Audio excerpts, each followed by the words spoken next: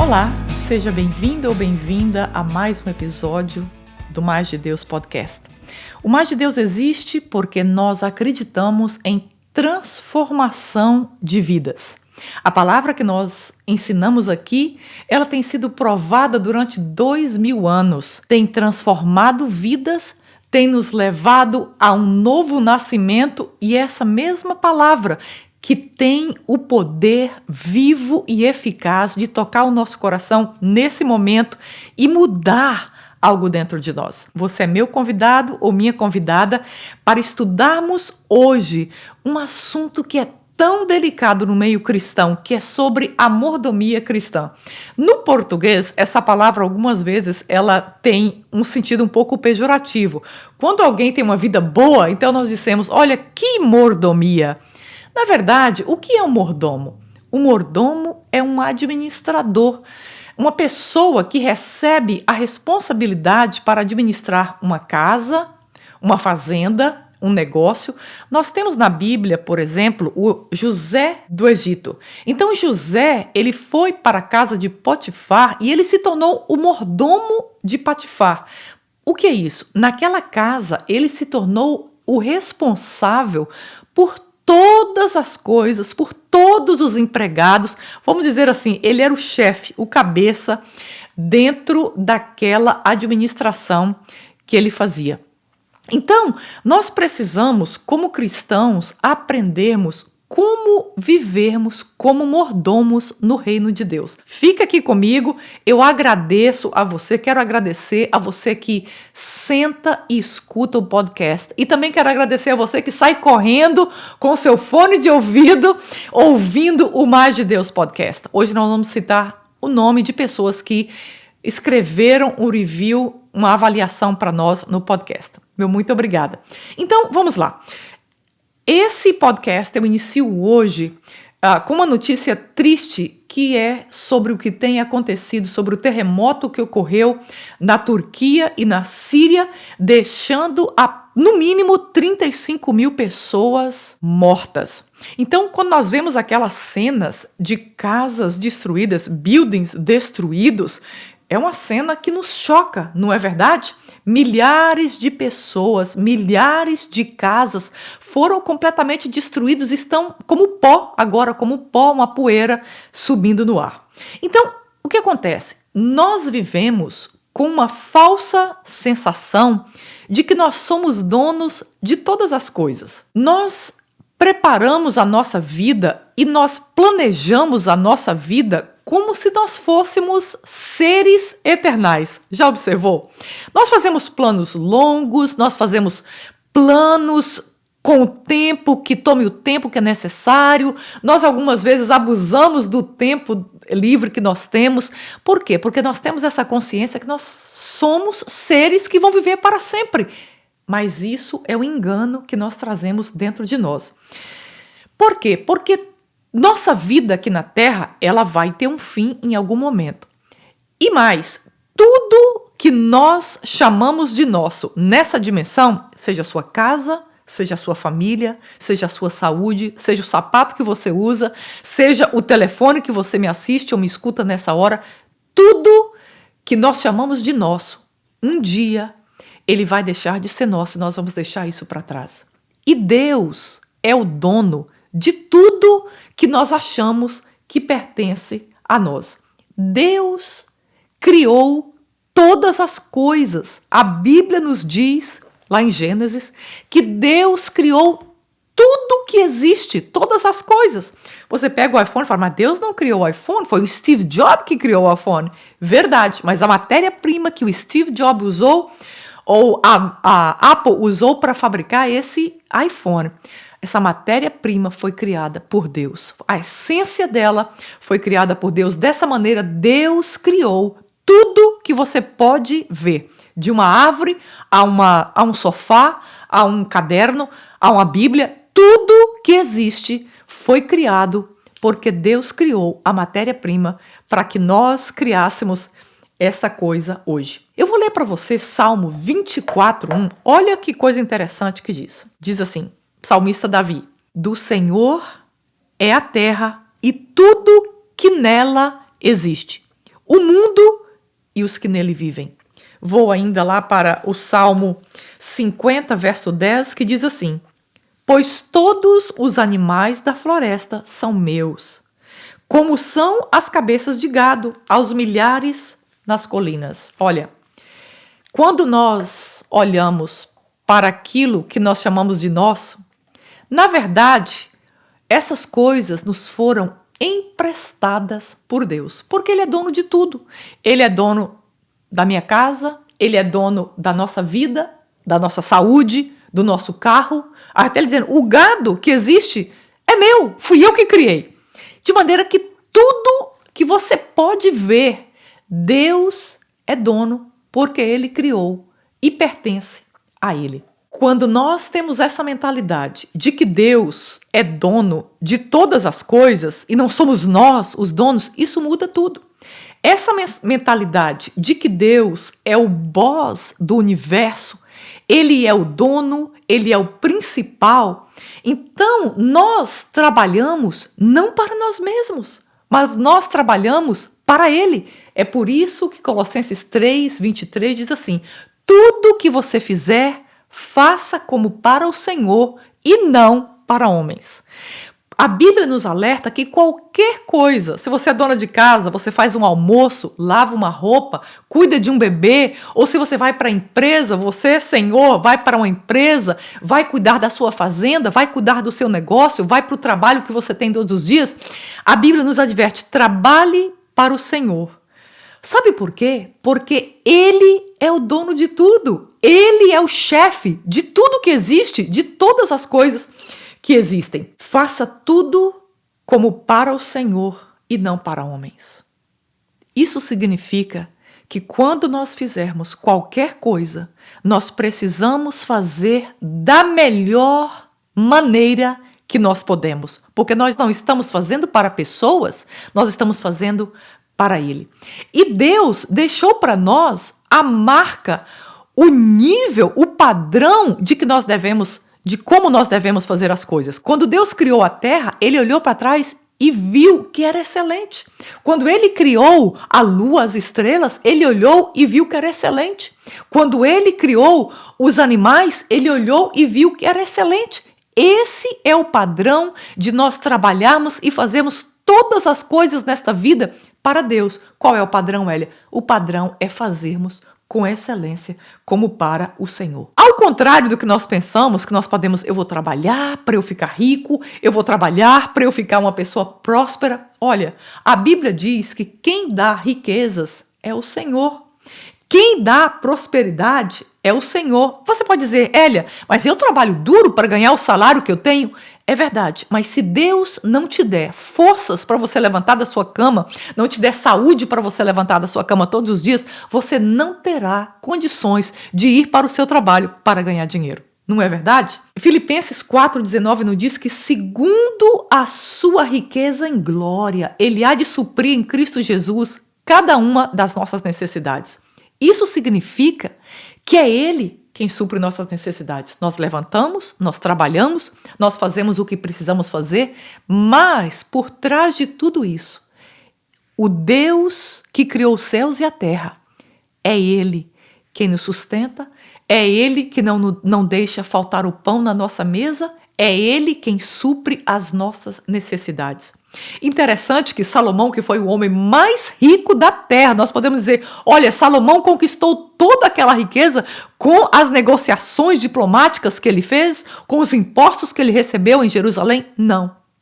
A riqueza de Salomão foi dada a ele por Deus. Deus também, além de ser dono do que nós possuímos, Ele é dono da nossa vida, da nossa família, do nosso tempo, da nossa saúde.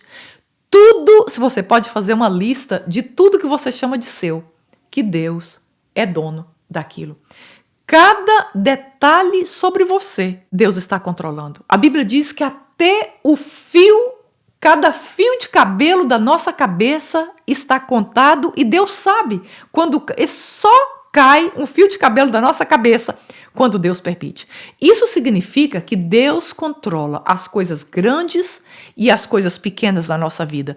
Deus controla as coisas importantes e as coisas simples na nossa vida. Ou seja, Ele controla todas as coisas. Nós tendemos a pensar que quando nós conquistamos alguma coisa, nós conquistamos aquilo na nossa força e algumas vezes nós sentimos grande por aquela conquista.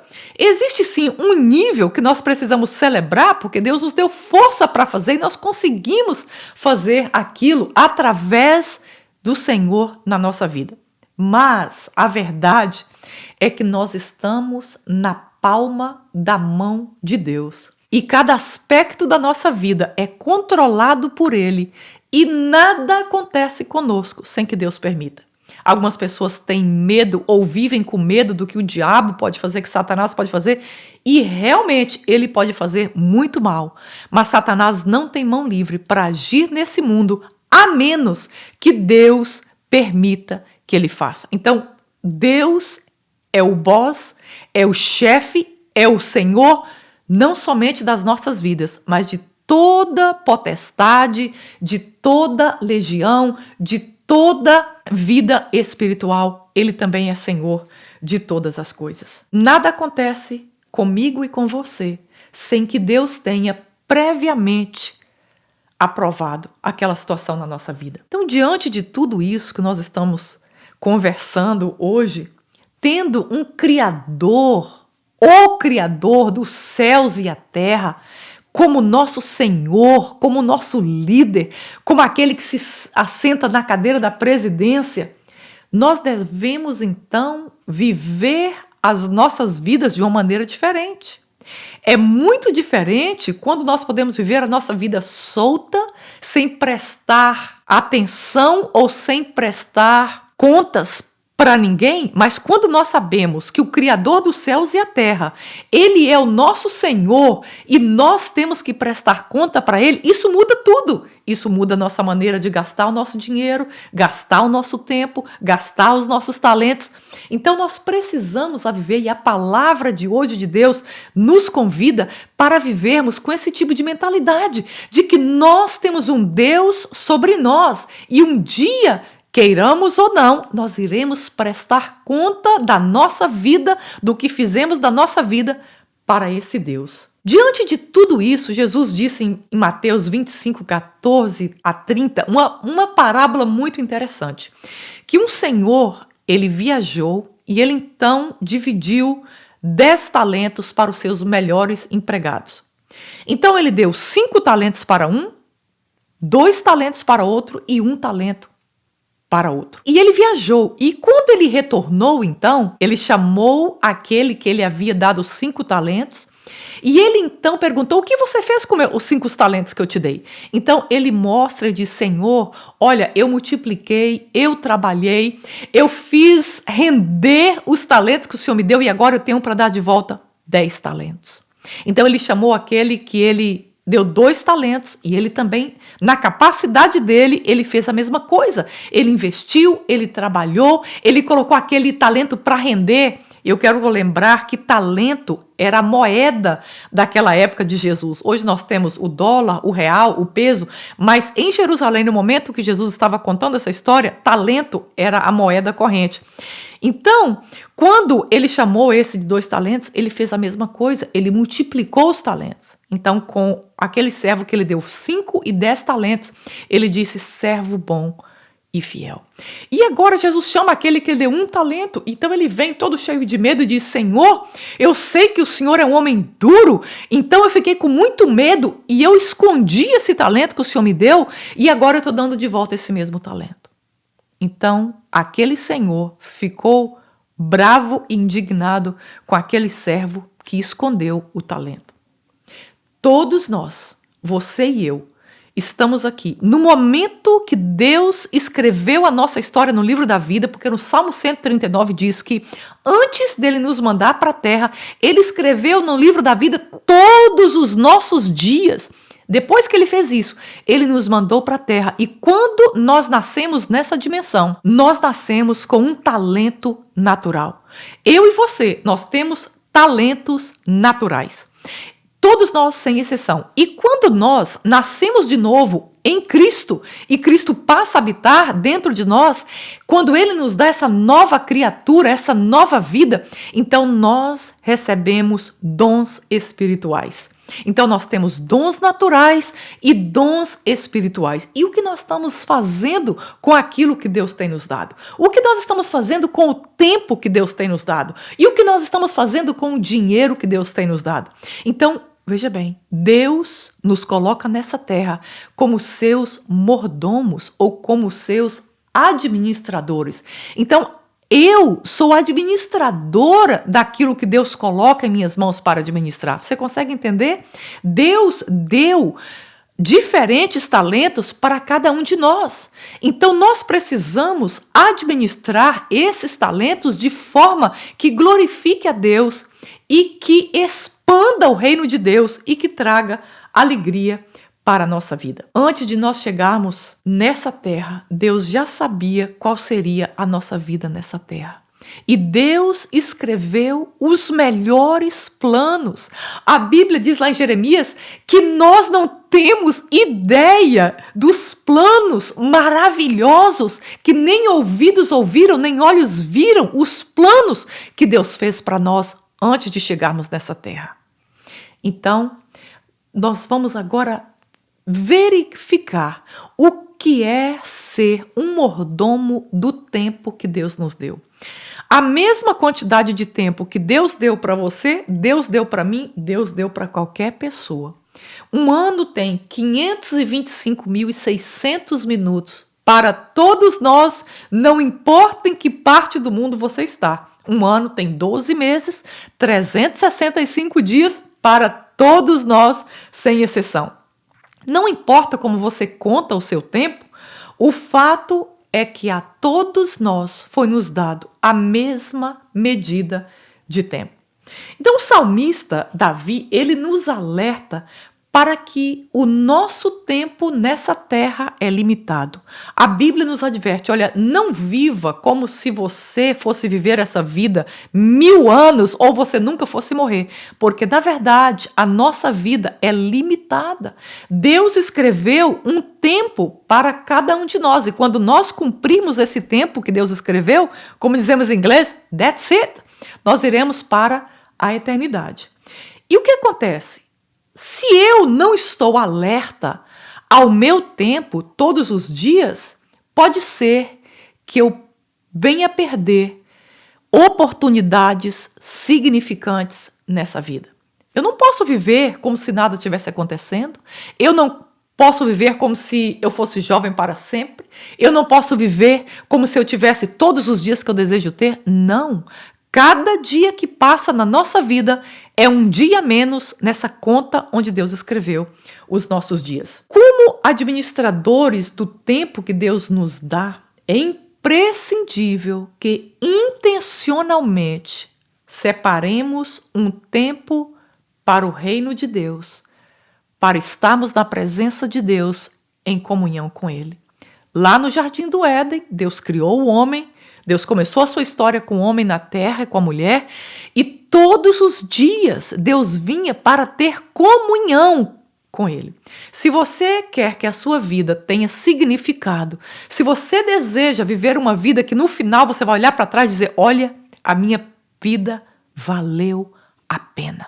O segredo para essa vida dar certo e o segredo para ter uma vida satisfatória é todos os dias nós separamos um tempo dessa nossa correria. Eu sei que a sua vida, assim como a minha, é corrida, porque a geração que nós vivemos é esta, mas é imprescindível nós separarmos um tempo para lermos a palavra de Deus, meditarmos na palavra de Deus e falarmos com Ele, ou nos silenciarmos diante dele. Vamos agora falar, então, sobre a mordomia nos talentos. Como é que nós somos mordomos ou administradores dos talentos que Deus nos deu?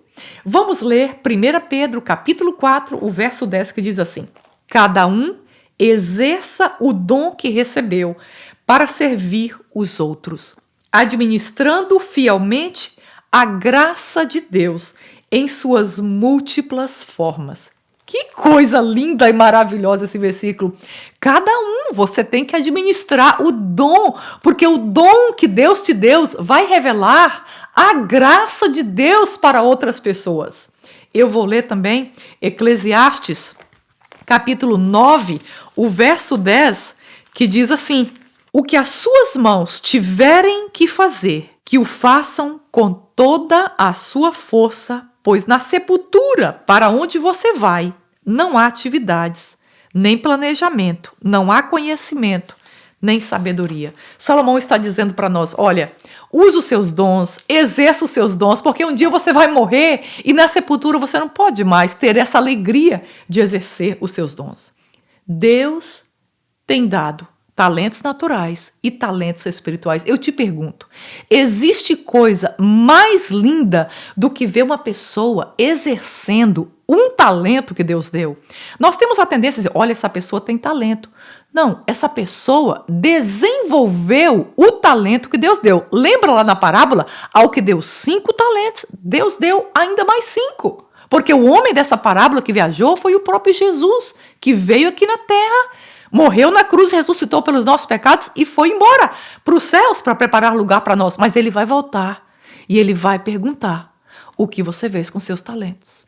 Para alguns, quando nós entrarmos no céu, ele vai apenas dizer, entra, servo bom e fiel. Mas para outros, ele vai nos chamar e vai perguntar o que você fez com os talentos que eu te dei. E eu te pergunto, o que nós vamos responder? O que nós vamos dizer para ele que nós fizemos? Senhor, eu não tive tempo. Senhor, eu não tive oportunidade. Eu não tive a chance. Não me deram oportunidade. Nós não temos desculpas. Nós precisamos desenvolver o que Deus tem nos dado. Essa habilidade que você tem, que Deus te deu para fazer alguma coisa, olha, o talento que Deus te deu, ninguém mais na face da terra vai fazer esta coisa, desenvolver esse talento da maneira que você irá desenvolver e apresentar e usar. Deus criou você único para que você pudesse usar esse talento. O que é um talento? É uma capacidade que Deus deu somente a você para fazer algo para a glória dele e para a sua realização e alegria. Deus deu talentos diferentes. Aqui nós compreendemos por que é pecado nós nos compararmos com outra pessoa. Porque Deus deu um talento para nós e nós estamos desejando o talento da outra pessoa. Olha essa pessoa, olha essa pessoa. Quando, na verdade, isso ofende a Deus, porque Deus, assim como deu a outra pessoa, deu também a você um talento, ou 2, ou 5, ou 10, e Ele espera que nós apresentemos esse talento burilado, desenvolvido, como algo precioso para a glória dele. Enquanto nós não exercemos os talentos que Deus nos deu, nós não encontramos significado para esta vida. Quando nós exercemos o nosso talento, e eu quero dizer para você, o talento é sempre sobre a outra pessoa.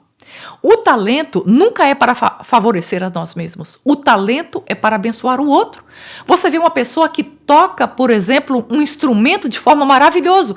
Que diferença vai fazer se essa pessoa tocar dentro do seu quarto por toda uma vida? O talento, ele se expande e ele traz sentido quando ele abençoa os ouvidos, a vida de outra pessoa. Se Deus te chamou para ensinar, para falar, para o dom de misericórdia, ou para o dom de servir, ou para o dom de tocar, ou para o dom de cantar, isso só faz sentido quando você divide o seu talento com outras pessoas. Um dia alguém me disse, Hélia, na minha vida é assim, eu em primeiro lugar, eu em segundo lugar, eu em terceiro lugar.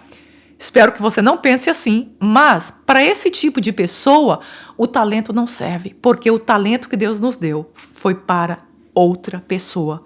Assim como a vida de Jesus aqui na terra, que foi sempre a respeito do outro, o talento também é sempre para abençoar outra pessoa. Uns têm o talento de administrar, outros têm o talento de cantar, tocar, praticar esportes. Você vê, por exemplo, uma pessoa correndo, 100 metros numa Olimpíada e você fica, uau, essa pessoa tem talento. Essa pessoa, na verdade, desenvolveu o talento, talvez o mesmo talento que você tem e que você precisa desenvolver. Existe sim, há talentos como, por exemplo, o dom de profecias. Você vai crescer na palavra, intimidade com Deus. Esse não é um talento que necessita, por exemplo, um desenvolvimento de habilidade como o dom natural de correr, por exemplo, de tocar piano, de cantar. Então, o que acontece? Quanto mais nós desenvolvemos o nosso talento, mais as pessoas vão olhar para aquele talento e vão glorificar a Deus. E eu vou dizer uma coisa, o talento, ele é exaltado nele mesmo e não na pessoa que possui. Deus vai usar o seu talento para te colocar no lugar que você pertence. Eu explico melhor. Por exemplo, quando Deus quis levar o povo para a Babilônia, Deus levou Daniel com seu talento e foi por causa do talento de Daniel que ele foi parar ali naquele palácio para trabalhar diretamente com o rei da Babilônia. Quando José foi vendido pelos irmãos dele, por causa da habilidade dele, ele conseguiu um trabalho na casa de Potifar como mordomo de Potifar. Só que ele foi parar, como nós sabemos a história, na prisão, e ali na prisão, Deus então usou o dom espiritual de José para ele ir até o Egito ser governador. Foi quando ele teve interpretação de sonho. Dessa maneira, Deus usou os dons de José para colocar José na posição de administrador do Egito, que foi um plano dele para salvar o povo dele ali no Egito.